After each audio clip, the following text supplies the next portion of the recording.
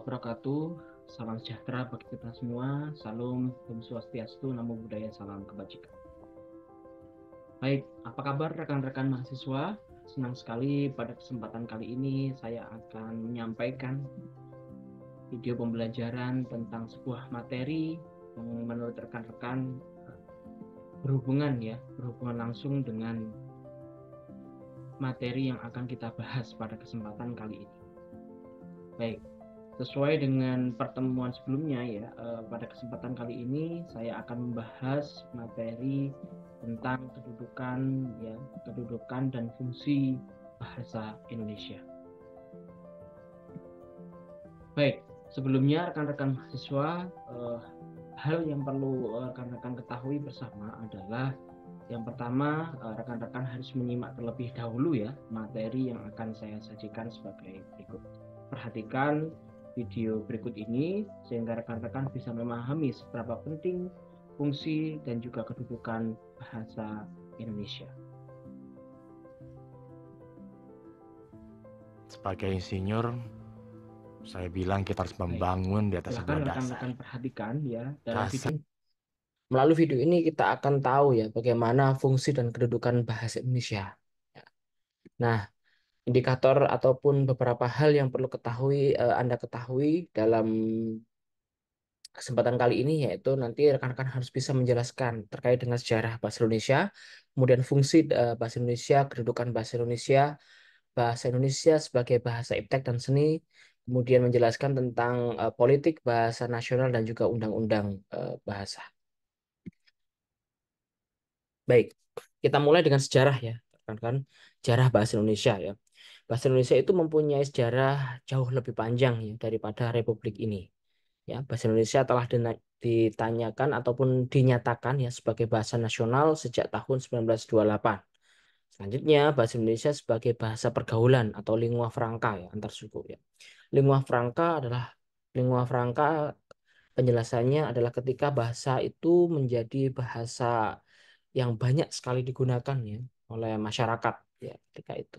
Nah, ini adalah salah satu alasan mengapa bahasa Indonesia dipilih dibandingkan dengan bahasa-bahasa daerah. Kemudian bahasa Indonesia ialah bahasa yang lahir sejak kejayaan Sriwijaya, telah menjadi bahasa pergaulan atau lingua franca di seluruh kawasan Asia Tenggara.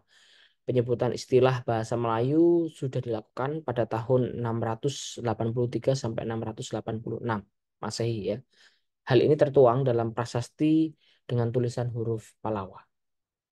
Berikutnya, bahasa Indonesia sebagai jati diri bangsa bermula dari Sumpah Pemuda pada tanggal 28 Oktober 1928 di kongres tersebut, yaitu di Kongres Nasional kedua di Jakarta. Nah, bahasa negara ini, Indonesia ini disebut sebagai bahasa pasca kemerdekaan. Berikutnya, bahasa Melayu Riau dipilih atas beberapa pertimbangan. Yang pertama, jika bahasa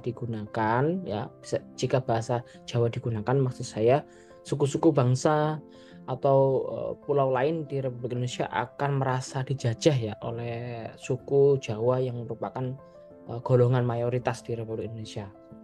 Mengapa juga tidak memilih bahasa Jawa ketika itu, padahal bahasa Jawa menjadi bahasa yang paling populer di kalangan masyarakat Indonesia ataupun paling banyak pengikutnya Nah, alasannya adalah karena bahasa Jawa ini lebih sukar dipelajari dibandingkan dengan bahasa Melayu Riau. Karena bahasa Jawa ada tingkatannya kita sama tahu, ada ngoko, kromo, kemudian kromo halus. Hal ini menjadi pertimbangan mengapa bahasa Jawa tidak dipilih. Kemudian bahasa Melayu Riau dipilih, bukan Melayu Pontianak, Banjarmasin, Samarinda, karena suku Melayu berasal dari Riau. Nah, kedua, telah menjadi lingua franca ketika itu. Kemudian penggunaan bahasa Melayu tidak hanya di Indonesia tetapi juga di Malaysia, Brunei, dan Singapura. Nah, kemudian pasca penjajahan. Di pasca penjajahan, Jepang semakin mendorong penggunaan bahasa Indonesia tahun 1983. Ini tentu bagian dari politik Ketika itu Jepang hadir dan ingin mengubah seluruhan hal yang terkait dengan Belanda, sehingga Jepang berusaha untuk menampilkan ya bahasa Indonesia atau menghilangkan bahasa Belanda dan dipilih bahasa Indonesia. Ya, Purwodarminta mengeluarkan kamus bahasa Indonesia. Jumlah lemah kata dalam bahasa Indonesia mencapai 23.000 ya. Kemudian semakin meningkat. Tahun 1988 menjadi 62.000. Nah, kemudian setelah itu bekerja sama dengan Balai Dewan Pustaka, ya, Dewan Bahasa dan Pustaka Brunei sejumlah 340.000 sampai dengan saat ini 590.000 ya kata di berbagai bidang ilmu. Ini perkembangan yang sangat pesat. Baik, kemudian fungsi bahasa itu dibedakan menjadi dua, ya. Ada sebagai bahasa nasional, kemudian ada sebagai bahasa negara. Nah, sebagai bahasa nasional tentu yang berkaitan dengan identitas nasional, kebanggaan bangsa, alat komunikasi ya, sampai dengan pemersatu bangsa yang berbeda suku, agama, ras, dan adat istiadat. Berikutnya sebagai bahasa negara ya. Sebagai bahasa negara itu sebagai bahasa resmi, kemudian sebagai alat pengantar dalam dunia pendidikan dan sebagai penghubung ya pada tingkat nasional. Kemudian sebagai bahasa negara juga sebagai bahasa pengembang ya kebudayaan nasional, ilmu dan juga teknologi. Berikutnya bahasa Indonesia sebagai iptek ya dalam seni. Nah, rekan-rekan tentu tahu ya wajib digunakan sebagai bahasa pengantar pendidikan. Kemudian penerjemahan buku teks untuk mendukung penyebaran ilmu pengetahuan dan penyebaran teknologi dengan memanfaatkan bahasa Indonesia sebagai bahasa utamanya. Politik bahasa Indonesia ya pengelolaannya, penggunaannya bahasa nasional untuk diteliti dan dikembangkan sesuai dengan kedudukannya. Menurut Minto Rahayu, di sini politik bahasa Indonesia ini terkait dengan latar belakang penutur bahasa Indonesia lisan dan tulisan, kosakata bahasa daerah dan peran bahasa asing. Nah, kemudian sekilas tentang undang-undang bahasa ya, rekan-rekan ini sesuai dengan indikator sebelumnya tentang rekan-rekan harus bisa belajar apa. Ya. Jadi sejak 19 Juli, maksud saya 9 Juli 2009, bahasa Indonesia itu wajib digunakan. Ya, ini sesuai dengan Undang-Undang Nomor 24 Tahun 2009.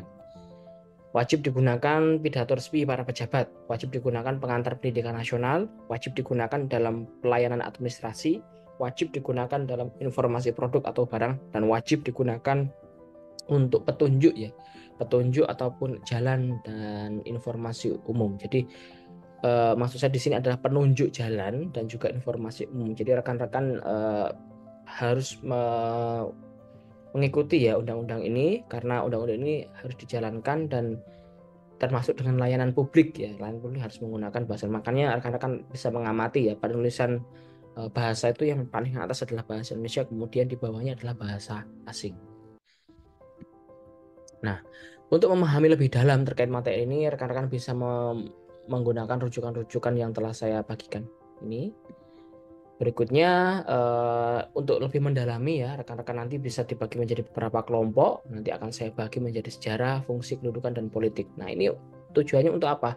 Tujuannya untuk lebih mendalami materi ini ya. Gitu. Di sini ada kelompok ahli dan kelompok asal gitu. Baik, demikian yang dapat saya sampaikan. Nah, semoga selalu sehat selalu ya, dan jangan lupa untuk utamakan bahasa Indonesia, kuasai bahasa asing, dan lestarikan bahasa daerah. Baik, demikian yang dapat saya sampaikan ya. Sekali lagi demikian yang dapat saya sampaikan. Mohon maaf apabila ada hal yang kurang berkenan ya. Selalu semangat dan selalu mencintai Indonesia ya. Nah, dalam hal ini ya rekan-rekan harus memahami bahwa cinta terhadap bahasa Indonesia juga bagian dari moderasi beragama ya. Yaitu terkait dengan komitmen kebangsaan, salah satunya adalah cinta tanah air. Demikian yang dapat saya sampaikan. Ihdinas siratal mustaqim. Wassalamualaikum warahmatullahi wabarakatuh. Salam semangat selalu.